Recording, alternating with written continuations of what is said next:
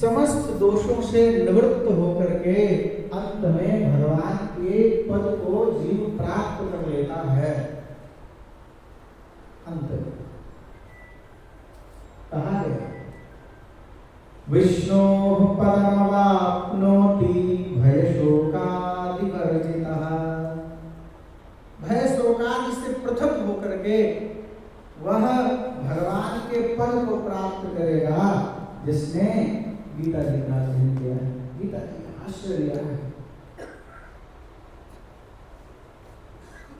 एक श्लोक नहीं, आधा नहीं, आधे का आधा श्लोक भी गीता जी का जो नित्य पाठ करता है उसके जीवन में निश्चित रूप से मंगल होगा, उसके सारे संशयों का नाश हो जाएगा और वह जीव भगवत पद की प्राप्ति करेगा। हमारे शरीर में कितना मल इकट्ठा है, गंदगी भरी है ना। रोज स्नान करते हैं, साबुन लगा लगा करके। मल निर्मोचनम पुंसाम जल स्नानम दिने दिने। नित्य स्नान करते हैं शरीर के मल को दूर करने के लिए। सकृत गीतां भसि स्नानम संसार मलनाशनम। शरीर के मल को दूर करने के लिए तो नित्य स्नान करना पड़ रहा है, लेकिन एक बार भी यदि गीता रूपी गंगा में स्नान कर ले तो उसका फल है संसार का जितना भी मल है वह सब दूर हो जाएगा। हमारे सारे विकार दूर हो जाएंगे, हमारा राग समाप्त हो जाएगा, हमारा द्वेष समाप्त हो जाएगा, काम क्रोधादिक विकारों से भी हम ऊपर उठ जाएंगे और अंत में भगवान के प्रेमी बनेंगे। इतना आसान नहीं है भगवत प्रेम को प्राप्त करना। जब तक हृदय में कलुषता है तब तक भगवान की प्राप्ति नहीं हो सकती। एक भी विकार जब तक हृदय में है सुरक्षित, तब तक भगवत दर्शन कैसे होगा? भगवत प्राप्ति तभी होगी, भगवत दर्शन तभी होगा जब हृदय का सारा मल, सारा दोष समाप्त होगा। तो स्वामी जी ने कहा है निर्मल मन जन सो मोहि पावा, मोहि कपट छल छिद्र न भावा। भगवान को निर्मलता प्रिय है।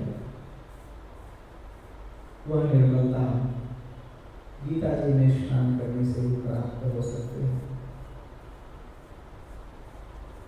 किसी साधन का आप आश्रय मत लीजिए, किसी ग्रंथ को मत पढ़िए। हमारे यहाँ तो शास्त्र भी बहुत है,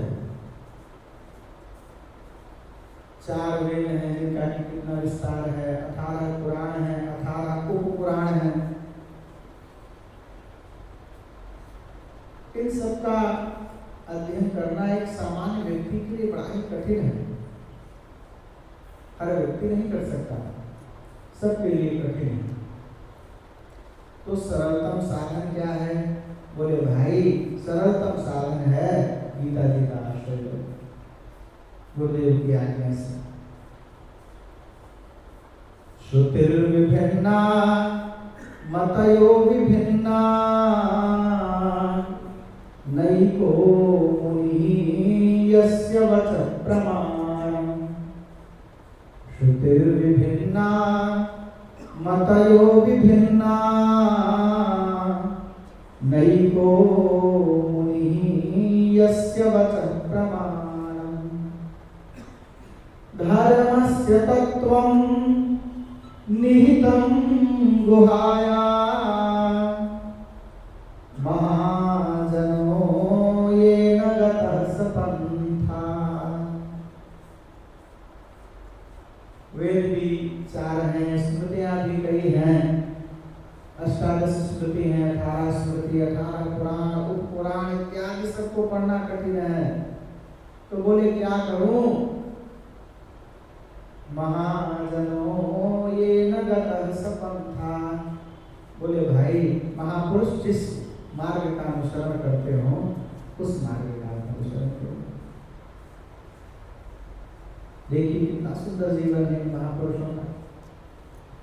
हमारा तो कितना सौभाग्य है गीता जयंती के अवसर पर महापुरुषों के सानिध्य में बैठ करके गीता जी पर कुछ कहने सुनने का अवसर प्राप्त हो रहा है। कथा कहना तो कहीं ना कहीं व्यक्ति कहता ही रहता है, पर संतों के सानिध्य में कथा कहने से, कथा श्रवण करने से उस कथा कथन का और कथा श्रवण का जो लाभ है वह कई गुना बढ़ जाता है संतों की कृपा से।